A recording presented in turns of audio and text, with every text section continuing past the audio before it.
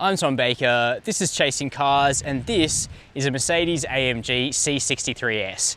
Now, the C63 is an important car to me because back when I started chasing cars as a real baby journalist who looked like this, I thought to myself, when we can get our hands on a C63, chasing cars will have made it. Well, you know, a few years later, more than a few years later, here it is, largely thanks to you guys who subscribe and comment and really make this channel what it is. But does the car end up being what I thought it would be? Is it as good as I had hoped? Now, I no longer see the automotive world through such rose-tinted glasses. Every car has its good parts and its bad parts, just like this AMG C63, and that's exactly what we're going to explore in today's episode. We're going to do our usual thing, chat about where the C63 fits into the market, have a look inside, talk about how practical this car is, and then take the AMG C63 S out onto the road before I sum up my thoughts at the end. Now, the AMG C63, it sits at the top of the tree of the W205 Mercedes-Benz C-Class, the current gen C-Class. It's really all about the engine, I reckon. Got a 4-litre twin-turbo V8 under the bonnet, 375 kilowatts of power, 700 Newton meters of torque, seriously beastly outputs going to the rear wheels alone. Now, there's talk coming out of AMG that the next version of this car will be a 4-cylinder hybrid, so we're going to work out today whether or not that would be a dramatic mistake. But as usual, we'll start inside and check out the cabin of the 2020 C63 S. For a lot of people, the interior of the C63 and the underlying W205 C-Class is one of their favorite parts to this car, and I can totally see why, because the interior presents beautifully. I think it looks great. There's a really judicious and lush selection of good-looking materials in this car, and it feels expensive, especially to look at. However, that said, there are one or two issues with a few of the ways that things fit together in this car, which I'll get to. But first, let's just talk about the layout of the dashboard and of the interior in the C63.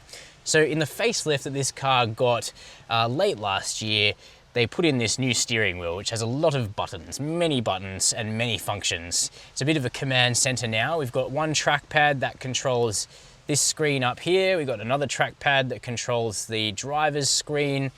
Then we've got a driving mode selection, which has a few functions. We've got quick access to the dampers and to the engine settings. We've got bumpers and buttons, and it's a lot. Take my word for it.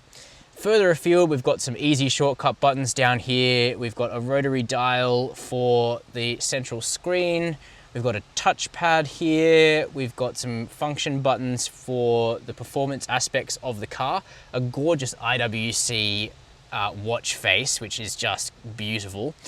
And then we have this floating screen here. Now, it's not a touch screen, nor does the C63 have MBUX, the latest generation of Mercedes infotainment. Instead, it's the old system made to look like MBUX. Problem is, because it doesn't have the processing power and the graphics card that the new A-Class has, the new E-Class, the new G-Wagon, it just reacts a bit slowly. It feels like it's sort of been given a bit of a visual facelift, but not a mechanical one. So if that's a problem, try it out for yourself. Either way, the infotainment looks really cool, the Burmester stereo sounds really cool, but some of the functions are a little bit hard to get to. Like if you're on navigation here, I think it seems to be that you have to do at least two things to change the track. You've got to press the fast forward button and then swipe across one. Am I getting that wrong? Am I getting it twisted? Let me know down below. Some things seem a little bit overcomplicated. Then we look at this gorgeous cascading center console here. Beautiful open pore wood, silver AMG badging. I love the way it looks. Unfortunately, it's just a little bit sort of creaky, especially when you go over bumps, because this car is suspended so stiffly. It feels like a lot of this content is suffering a bit from that very, very hard suspension. Now, I grew up in W204 C-Classes, which were a really high watermark of quality at Mercedes-Benz, and I'm not entirely certain whether that's been replicated in this version of the car. But stuff like the beautiful soft Artico dashboard, the door tops, the metallic elements, it just feels really, really posh, and that's a good thing. Practicality is also not bad. We've got the classic Mercedes, twin opening center armrest. We've got a spot here for you to stash drinks and other clutter, massive door bins that can actually fit a big bottle. It's just the glove box is really constrained in the transition from left-hand drive to right-hand drive, but otherwise, it ain't bad. Then we come to these gorgeous seats. So we've got the AMG Performance seats here, fine Napa leather. They look cool. They're actually surprisingly comfortable, very, very supportive. They really hold you in. What about in the back? Well, the sedan is just one of 4 versions of the C63. You can also get this AMG in wagon, coupe, and convertible form, so you can really customize it to your heart's content.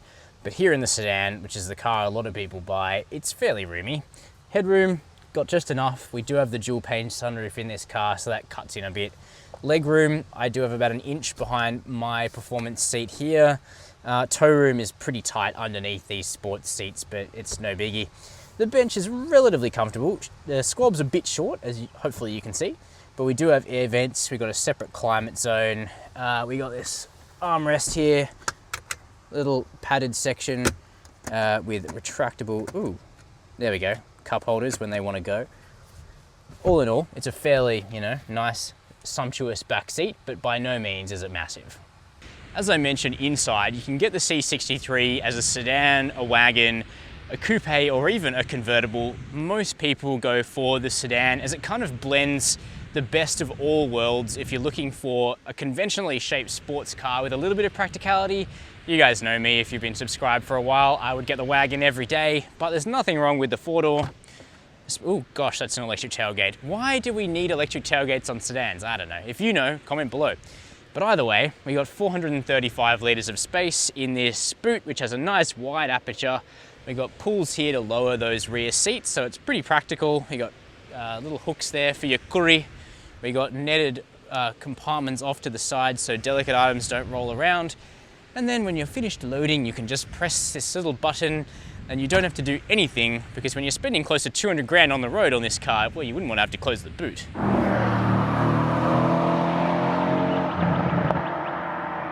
So what is the C63 like from here behind the wheel? Well, this is a seat you want to be in, because this car is a pretty serious muscle car, to tell the truth. A muscle car with a German spin, yes, but essentially we have a big V8 with big outputs, putting all of its torque to the rear wheels alone. And I get a real sense that this kind of combustion vehicle just isn't going to last that much longer. And I had that sense before the leak came out of Mercedes-AMG recently that the next C63 will be a 4-cylinder hybrid. This just feels like an endangered species. Partially that's about the noise. You do kind of get the sensation that you're contributing just a little bit to environmental degradation, but oh man, it feels so good to drive, and it just sounds so phenomenal. It's not perfect though, so let's talk about how the C63 gets down the road bit by bit. The first thing you got to talk about is that engine, because I really think that the star of the show here is the 4-litre twin-turbo V8 petrol engine under the bonnet of the W205 C63. It is downsized significantly from the previous generation car, but 2 turbos were added, and as such the outputs look pretty sufficient. We're talking 375 kilowatts of power and 700 newton meters of torque, and all of that torque is available from just off idle. So seriously, any poke of the right foot is enough provocation for the C63. This is one of the most throttle steerable cars I have ever driven. There is simply so much motivation going to the back wheels that you can correct your line just super easily in any corner just by dabbing the throttle, or of course you can put the boot right in and send the tail sliding right out. And you know, with all of the electronic nannies disabled, this thing is a freaking brute that is best in capable hands. But you can adjust the traction control through a variety of settings. In fact, it's really granular with a little dial on the steering wheel here. And as long as you leave sort of enough surveillance on, you're not going to get yourself into major trouble with this car. So many things about the way this smaller V8 have been done are just brilliant. The throttle response doesn't feel like a turbocharged engine at all. Instead, it's like there's a proper connection between your foot and what the engine does next. There's no delay at all in waiting for something to occur after you apply the throttle, and the 9-speed torque converter automatic gearbox is helpful in that regard as well. That said, there's absolutely no hiding the fact that this auto has been tuned for performance. You occasionally get a really clunky shift out of it, and it's not the most comfortable to drive slowly, but when you're on the boil, everything comes together in a really nice symphony. However, it's no Atmo V8, and at times I catch myself missing the previous car's crazy 6.2 litre unit. But I reckon it's a pretty good effort, and it's certainly better than any 4-cylinder hybrid might be. Right, then there's the ride and handling, which is best described as serious. This car isn't good at being comfortable, and unless you're actually going to use the C63 at regular intervals in sporty situations, be that on track or just on a great bit of road that you really like, I reckon you're better off buying something more comfortable like the Audi RS5 Sportback or RS4 wagon, simply because the suspension, even in comfort mode, is really stiff.